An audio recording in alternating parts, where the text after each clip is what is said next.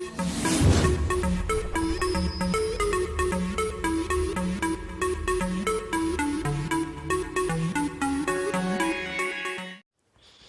हिंद दोस्तों, वंदे मातरम। बहुत बहुत स्वागत है आपका आपकी YouTube platform target teacher by Ankit में। मित्रों, हम लोग उत्तर प्रदेश शिक्षक पात्रता परीक्षा 2021 यूपीटीईटी 2021 के अंतर्गत संस्कृत की सीरीज की बात कर रहे थे, और जिसमें यह वीडियो वर्णों के आभ्यंतर प्रयत्न एवं बाह्य प्रयत्न से संबंधित होगा, जिसमें आप सभी प्रकार के अल्प प्राण, महाप्राण, अघोष, सघोष सभी प्रकार के वर्णों के बारे में पढ़ेंगे, और साथ साथ इनसे लगातार परीक्षा में यूपी टेट की परीक्षा हो, चाहे वो सुपर टेट की हो या सी टेट की, सभी परीक्षाओं में इनसे प्रश्न बने हैं, जहां भी संस्कृत से प्रश्न पूछे जाते हैं। मैं तो ये कहूंगा कि अगर आप इनको पढ़ते हैं तो आपको हिंदी में भी दिक्कत नहीं आएगी। कभी भी आपके अल्प प्राण, महाप्राण, सघोष, अघोष ये कभी भी आपके गलत नहीं होंगे।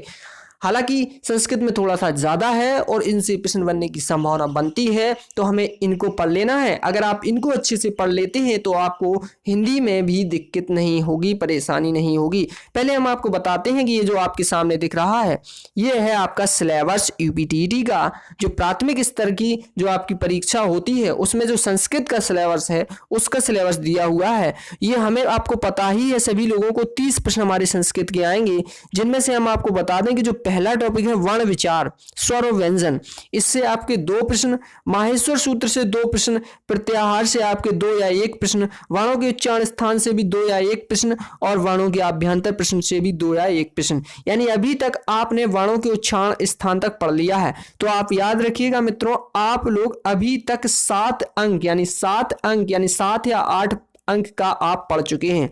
आज की वीडियो जो हम पढ़ने वाले हैं, इससे भी आपके 1 या 2 अंक बन जाएंगे। और इस वीडियो में आप अल्प प्राण, महाप्राण, सघोष, अघोष इनको भी समझेंगे, क्योंकि यह बाह्य प्रयत्न के अंतर्गत आते हैं। तो हिंदी की भी आपकी यहाँ पर तैयारी होती रहेगी। अगर आप संस्कृत पढ़ लेते हैं तो वैसे भी आपकी हिंदी में काफी मदद मिल जाती है। तो देर न करते हुए चलिए हम लोग शुरुआत करते हैं आज की इस वीडियो में वर्णों का आभ्यंतर एवं बाह्य प्रयत्न। उससे पहले हम आपको बता दें कि अगर आपने अभी तक हमारे चैनल को सब्सक्राइब ना किया हो तो हमारे चैनल को सब्सक्राइब कीजिए, वीडियो को लाइक शेयर कीजिए। हमारे इस चैनल पर सभी प्रकार की शिक्षक भर्ती परीक्षाओं की अपडेट्स आपको प्राप्त होती रहती है। तो चलिए स्टार्ट करते हैं वर्णों का आभ्यंतर एवं बाह्य प्रयत्न।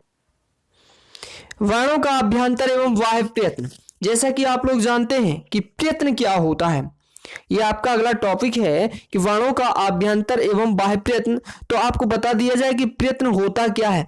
तो मित्रों याद रखिएगा कि जो वर्णों के उच्चारण करने की जो चेष्टा होती है वो प्रयत्न कहलाती है। प्रयत्न 2 प्रकार के होते हैं, आभ्यंतर प्रयत्न और बाह्य प्रयत्न।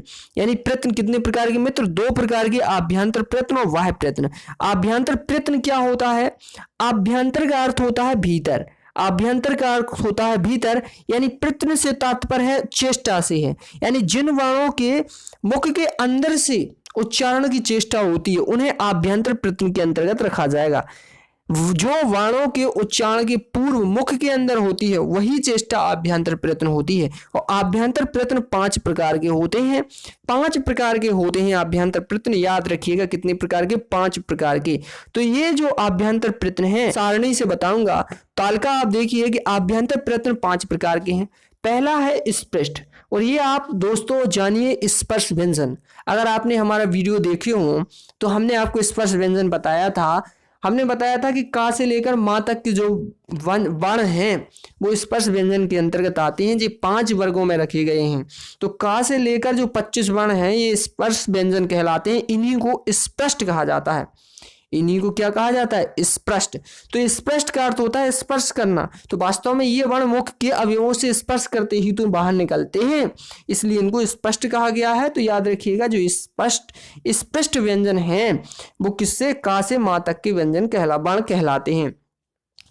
इसके बाद अगला है आपका ईसत स्पष्ट। दूसरा क्या है? ईसत स्पष्ट। ईसत का अर्थ होता है थोड़ा। ईसत का अर्थ क्या होता है? थोड़ा। और स्पष्ट का अर्थ होता है स्पर्श करना, यानी थोड़ा स्पर्श करना। ईसत स्पष्ट का अर्थ हुआ थोड़ा स्पर्श करना। यानी कि जो अंतस्थ वर्ण होते हैं, आप सभी जानते हैं कि पूरी तरह से स्पर्श नहीं करते हैं। जो अंतस्थ वर्ण होते हैं, यावर आला जो होता है आपका, वो कभी भी पूरी तरह से स्पर्श नहीं करता है, वो हल्का सा स्पर्श करता हुआ बाहर निकलता है। वायु जो मुख से वायु निकलती है आवाराला को बोलते समय, वो मुख के अवयव से हल्का सा स्पर्श करती हुई निकलती है, अच्छी तरह से स्पर्श, पूरी तरह से स्पर्श नहीं करती है। तो ये ईसत स्पष्ट के अंतर्गत आएंगे। यण जो प्रत्याहार है, यण प्रत्याहार जो होता है उसके अंतर्गत किसको रखा गया है मित्रों, या वाराला को रखा गया है, तो ईसत स्पृष्ट के अंतर्गत आ जाएंगे। इसके बाद आइए आपको बताते हैं क्या ईसत विवृत। तो ईसत विवृत जो है, देखिए ईसत का अर्थ होता है बहुत थोड़ा, और विवृत का अर्थ होता है खुला, यानी जो बहुत मतलब जिन वर्णों को बोलने में मुंह को थोड़ा खोलना पड़े, ज्यादा ना खोलना पड़े, थोड़ा खोलना पड़े। तो जो आपके उस वर्ण हैं जो सल प्रत्याहार के अंतर्गत आते हैं, जिनको आप जानते हैं कि जिसमें सा यानी तालब सा, मूर्धन्य सा और दंती सा और विसर्ग कंठ वाला हा, तो ये सा और हा जो सल प्रत्याहार है वो ईसत विवृत होगा आपका। ये तीसरा अभ्यंतर प्रयत्न। चौथा अभ्यंतर प्रयत्न है विवृत।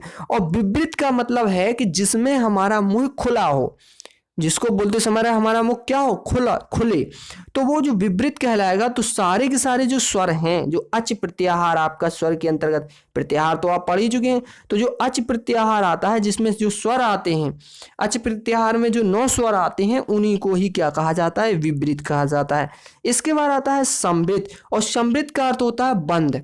ठीक, तो जब हम आ बोलते हैं तो हमारा मुंह पूरा खुलता नहीं है, अच्छी तरह से ना खुलता है। आ बोलते समय वो पूरी तरह से अच्छी तरह से नहीं खुलता है, इसलिए समृद्ध का जो अर्थ होता है वो समृद्ध का अर्थ होता है बंद।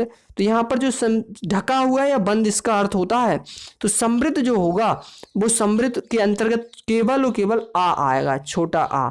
तो आप इस तालिका के माध्यम से आभ्यंतर प्रश्न को अच्छे से समझ पाए होंगे। यहाँ से आपका एक प्रश्न बन जाता है मित्रों, एक प्रश्न आपका यहाँ से बनेगा। और अभी अगले वीडियो में जब आपको मिलेगा वर्णों का बाह्य प्रयत्न।